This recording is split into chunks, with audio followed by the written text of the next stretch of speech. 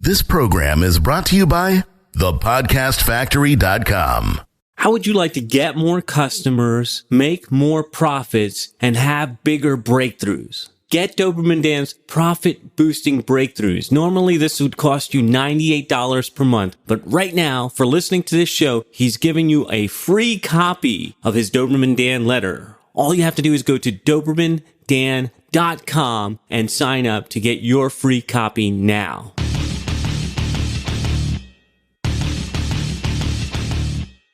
Prepare yourself for the uncensored, nothing held back, no BS reality of how business and life really work. Doberman Dan is off the chain. Joe Nathan, do me a favor. Take a silver-colored coin out of your pocket. A silver-colored coin. Any silver-colored coin. All right, I got a shiny nickel here. Okay, a shiny nickel. What does it say? Is the year 1964 or before? No. Okay. So you've basically got a worthless slug is what you're holding.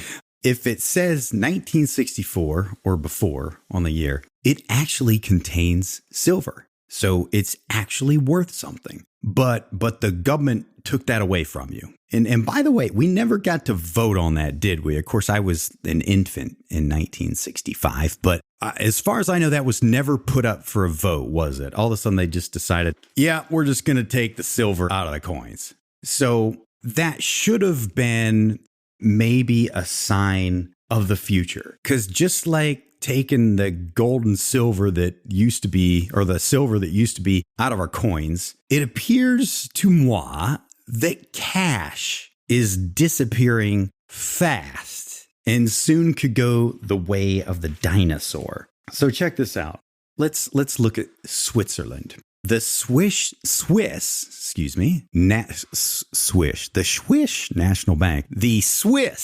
National Bank imposed sub-zero interest rates in early 2015. So they're basically charging banks for excess deposits.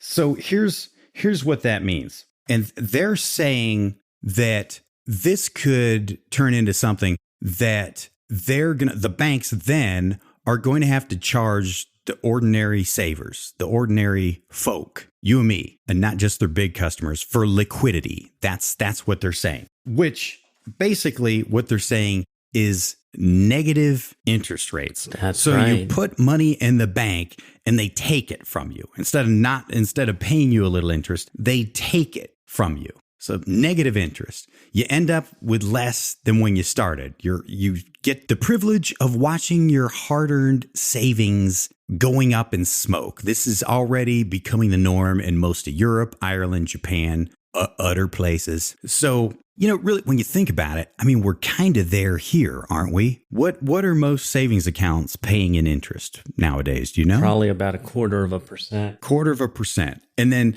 some of them charge you a certain amount of money per month just to have an account, right? Yeah.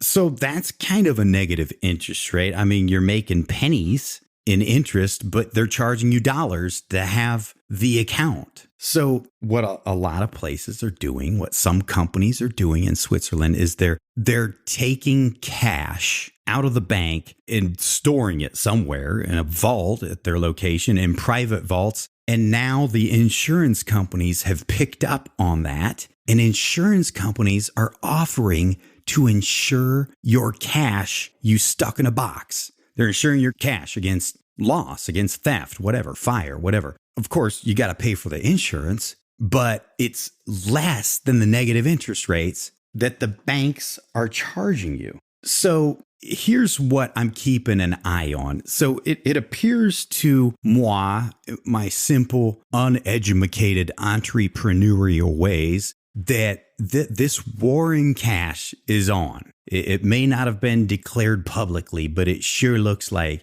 it's on, like Donkey Kong. Because obviously banks and governments don't want you to have cash. That's one of the ways they can avoid these negative interest rates. They treat you like a drug dealer. If you want cash or some sort of terrorist, or maybe you're a tax evader, if you start to express a preference for cash, think I'm making this up, go into the bank and ask for $5,000 in cash. They might tell you they don't have it because they just don't keep What do you need that for? Yeah, exactly. Excuse me? They might fill out a suspicious transaction report on you, which goes to the FBI. They're just automatically going to assume. Right under 5 Gs, Dan. Right under 5 Gs. That's right. It used to be 10,000. Yeah, I remember when it was 10 Gs, actually.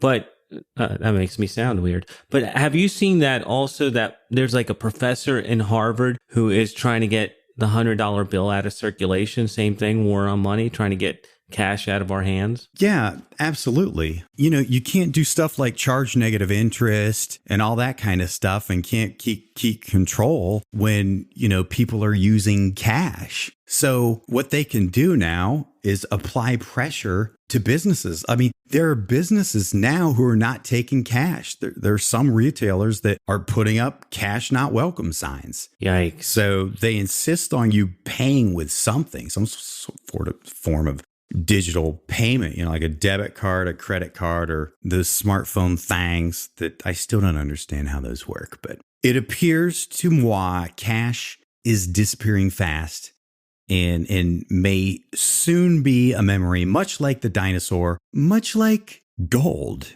and silver coins used to be back when that was currency. And so I'm keeping an eye on it. And now all this wasn't said to paint the gloom and doom picture and me announce the coming zombie apocalypse and all that stuff. Here's my takeaway. Keep your eye on the new emerging digital currencies, because, even though this might sound, like the end of the world as we know it, stuff that you hear so many people spew these days, the big, huge, impending financial zombie apocalypse, the crash that everybody's predicting. Here's what I believe to be true based on past experience. Some visionary entrepreneur is gonna come up with a solution. So they've already taken the silver in your coins away. They certainly don't like gold, and they've made private ownership of gold illegal in the past for decades and decades and decades. Who knows? They may make that happen again. You're treated like a terrorist if you prefer to pay for stuff in cash. So if they do all that, they take your cash away, leave it to some visionary entrepreneur to come up with a solution. So keep an eye on that stuff. Like everybody talks about Bitcoin, and Bitcoin has gone through its ups and downs. And I looked into Bitcoin a little bit when I was writing some sales copy about it. But when we see government screwing stuff up time and time again, and people get discouraged and give up hope, I'm saying, no, don't give up hope. In fact, quite the opposite. There is opportunity there. And some visionary entrepreneur, or entrepreneurs, plural, are going to profit from that and help millions of people in the process. So why don't you be that visionary entrepreneur? Turning it around on us, huh? Absolutely. I'm just putting that out there. Yeah, I'm a little bit worried about all that stuff. Even right now, to go to the bank and make a payment, if you do cash, like for instance, if I'm paying for my credit card bill and I bring in $300, $400, $500 cash to pay for it, they make you fill out IRS forms.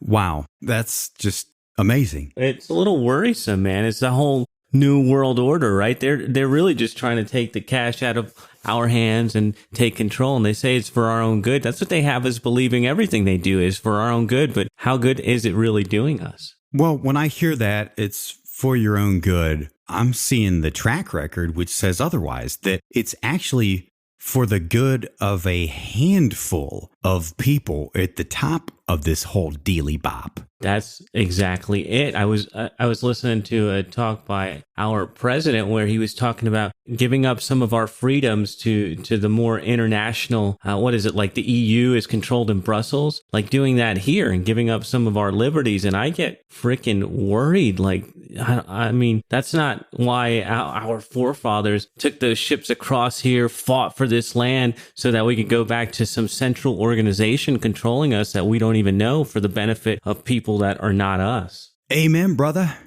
Preach on. Freaked out. You know, and that's why, I think that's why people who find their way into our world, that's why they do it, because they want a level of personal freedom that the system doesn't allow. The system wants the exact opposite. It wants to crush you. It wants to turn you into a slave. Now, we all, for all intents and purposes, are slaves to a financial system that's been forced upon us by, a handful of people. We've got to use their system. For now, I mean, if you want to take money and do business, unless you want to do barter deals, I guess, we're forced to use this system that, is forced upon us. But again, I don't get discouraged by this stuff. I used to, and especially reading too much financial copy, which is brilliantly written, but it can paint all kinds of really scary pictures in your head. That stuff used to get to me.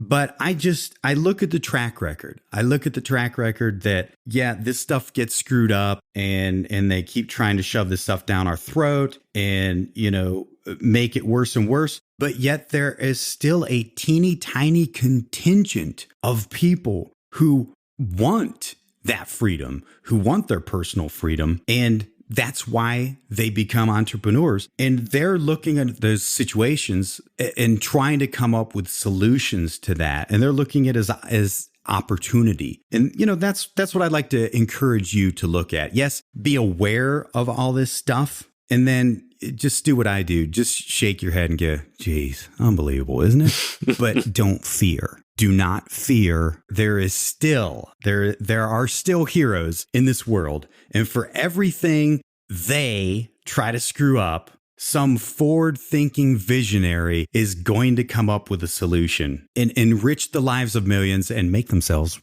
really freaking wealthy in the process. That's the power of, genius and entrepreneurs, right? We can continue solving problems. The world, there's people that believe, and I'm not sure where I read this, but people that believe that overpopulation is not a real thing. People are pushing that agenda from the top, saying overpopulation is a thing we need to worry about, limited resources. But then the other side of that is we have so much genius, and by more people being born, more geniuses are coming into our world, and they will solve these problems because that's what we do. That's what we've always done, is we come up with new solutions for the problems. And that's actually the opportunity of being an entrepreneur, being a free thinker, and being in control of yourself. That's a good point. I guess that's the two different ways of looking at the world, isn't it? Those who think that mankind is the level of a beast, that he's just an animal intent upon destroying himself and therefore has to be controlled by a handful of people who have appointed themselves to be the controllers over this beastly mankind, and those who view the world the other way, that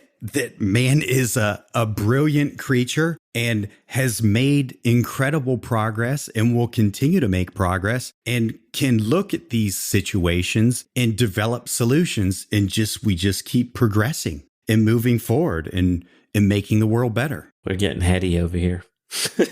Yeah, we are. We we veered off, but it's all good. It's all good. Spelled G-U-D by my transcriber, college please. Push-out education. Good. It's good. Noted. So anything else as we're coming close to a wrap? And I got to say that I don't think I'm speaking just for myself. I'm a fan, but it's great to have the interviews, Dan, but I missed having more Dan in the show. So I'm glad that we got off our little interview kick that we did for about a month and a half. Yeah, that was fun. I mean, I learned a lot of stuff. One thing I learned is, don't take mental health advice from a crazy person. Listen to me about the marketing stuff for sure. Listen to me about copy. Listen to me about being an entrepreneur. Maybe you shouldn't listen too closely about mental health issues. Good stuff, Dan. So do we even have a tease for next time? Probably not. Oh, yes, we do have a tease for next time. It's more stuff. More stuff. You got me. I'm like, what stuff? All right. We're going to wrap it up right here. That is another Off the Chain show, off the air. But we'll be back with you next week. Thank you, Canine Crew. Thank you, Doberman Dan. And make it a great day. Go solve some problems. Thanks for listening. And remember, if you want to create rivers of revenue from your existing customers, then the next thing you need to do is go to DobermanDan.com. He's giving away a free copy of his $98 per month Doberman Dan letter just for listening to the show. Go to DobermanDan.com now and sign up for your free issue. This is the podcastfactory.com.